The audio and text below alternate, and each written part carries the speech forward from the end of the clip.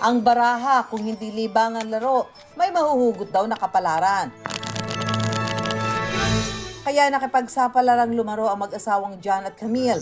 Sa swerteng maaari ihatid daw sa kanila ng isang hindi pangkaraniwang negosyo. Quick na comfort cards! Bunot na, bunot, bunot.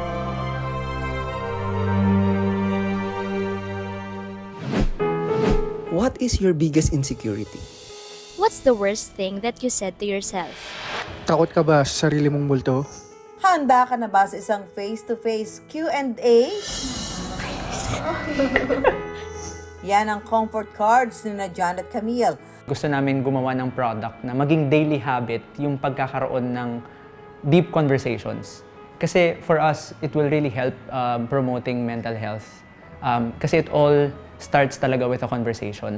Mahalaga raw para kina John at Camille ang malusog na pag-iisip. Nag-iisip talaga kami kung paano namin matutulungan din yung ibang tao din. Kasi kami din mismo nahihirapan with the struggles in mental health. Nag-isip kami kung paano pa mas makakatulong, but in our own creative way. When we thought about a business, sabi ko, kailangan maging self-sustaining siya.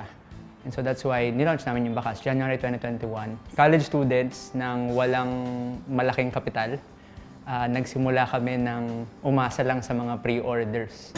Dahil aktibo sina John at Camille na magbahagi ng comforting words online, kinarir na nila ito at ginawang legit na negosyo. One time, may nagsabi, what if you turn this into a product? Kasi maganda yung experience na nakukuha nila. nakukuha nila from those events.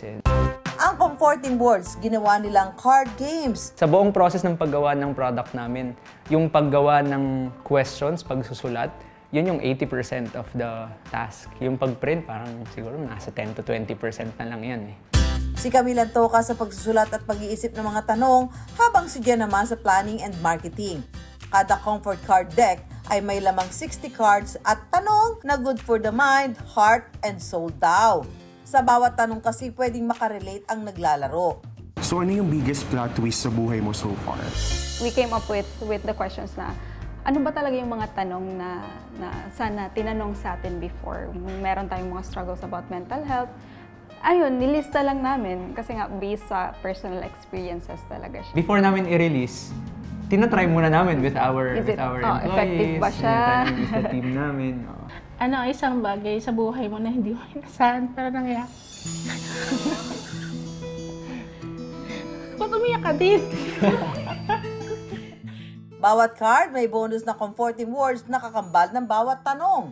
When you flip it, parang may closure siya to validate yung mga sagot. Para magkaroon ng isang genuine na conversation, hindi mo naman kailangan magbigay ng advice eh. Kailangan mo lang makinig. Kumbaga sa laro, itinaya na raw ni na Jen at Camille ang lahat, pati pamato. Ang kanilang natitirang ipon noon, in-all out para makapagpagawa ng 6,000 comfort card deck. Pero 3 months namin in-overthink yun. Kinabahan kami, talaga, ilalunch ba natin Magwo-work ba to? Kasi baka hindi na naman siya mag-work. Pero may ibang plano raw ang universe sa mag-asawa. Sabi daw nila, in order to move on, maghanap ka daw ng bago. Agad nag-viral ang kanilang card game at sa loob lang ng 3 araw, sold out. 1 week kami walang stocks. Oo. So we have to wait. Nagpa-pre-order kami ulit. Tapos, nung next na namin ulit na restock, mabilis lang din siya na naubos. May kinontrata sina John at Camille na taga-imprenta ng comfort cards. Layout lang kapag ipinadala nila, pero nakapackage na pagbalik sa kanila. Kaya raw nila makagawa ng 1,000 card deck kada araw. Isang maliit na warehouse ang nagsisilbi nilang opisina, kung saan din sila tumatanggap ng orders at nag-ship out. May ilang tauhan na rin sina John at Camille. Mula sa kanilang bestseller na mental health cards, gumawa na rin sila ng iba't ibang edition. Merong for couples, family, barkada, workplace, para sa mga nagmo-move on at nahilig sa small talk, na mabibili ng 499 pesos kada deck. For example, yung sa workplace, kailangan talaga namin mag-research. Ano ba yung mga bagay-bagay na hindi na pag-uusapan sa office? Kung sa family naman, ano ba yung mga bagay-bagay na hindi na pag-uusapan sa household, di ba? Ng family. Uy, laro tayo. Laro tayo. Si Abby matagal nang gustong subukan ng comfort card sa kanyang mga kaibigan. Sino ang hindi mo kayang bitawan kahit alam mong nasasaktan ka na? Bakit ganito? Nakita ko lang po kasi to sa online and na-touch ako dun sa napanood ko. Sabi ko, parang ang sarap itry nito sa mga kaibigan ko para lang mas malalo ko sila makilala. What is the worst thing that you said to yourself? Siguro, worst thing na sinabi ko sa sarili ko before is parang hindi ko kaya to. Para sa mayaman lang to. Hindi ko rin siya ine-expect na masasagot ko yun dun sa ibang tao, yung ganun na hindi natatanong sa akin minsan ng ibang tao. Yung mga silent battle natin. Kaya para sa akin, sobrang na-appreciate ko yung card kasi ang laking impact niya, yung purpose niya to build connection sa bawat isa. Sa panahon patuloy ang pagdami ng nakakaranas ng mental health problems, isang bagay ang malinaw. Minsan, kailangan natin ng taong mapagsasabihan o mapaghihingahan. Sa pag-aaral ng Harvard University Study of Adult Development, ang pagkakaroon ng matibay na relasyon ang susi sa maayos na estado ng isipan. Kaya sa kahit anong paraan, mapalaro man yan o malalim na usapin, basta makakagaan sa damdamin, ay malaking bagay.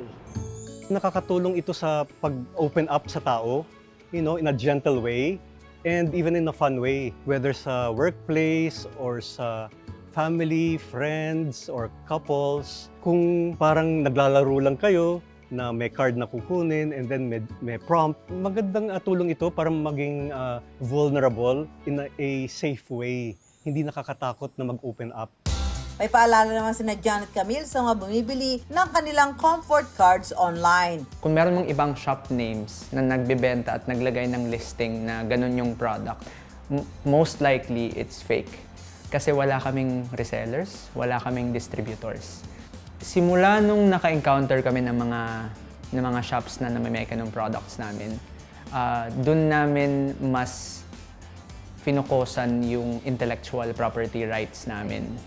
We have the trademark registered talaga na kami lang makakagamit niyan for our specific class dito sa Pilipinas. Kada araw umaabot sa 200 hanggang 500 card deck ang naibebenta nila online. Katumbas raw ito ng 70 to 100,000 pesos na kita. May tip naman sina Janet Camille sa mga interesado sa card game business. Una, ang pagkakaroon ng originality. Gumawa ng konsepto na base sa hilig at interes. Ikaw lang din yung target market ng business na gagawin mo eh. So alam mo yung kung ano yung kailangan, ano ba yung dapat gawin. Huwag mahiyang magpresyo base sa halaga at kalidad ng iyong produkto. Kailangan talaga maging mindful sa kung magkano pa yung profit na natitira sa atin. At makinig sa mga tao sa iyong paligid. Siguro kung may isa-suggest yung mga tao sa inyo na pasok naman sa kaya mo, sa interest ng business mo, sundin mo, gawin mo. Make sure na nakikipag-usap ka talaga sa customers kasi limitless possibilities pag nakikipag-usap ka sa customer. Akala natin may epekto lang sa iba ang mga salitang binibitawan natin. Ang mga salitang yan pwede rin palang gawin puhunan sa isang pambihirang negosyo.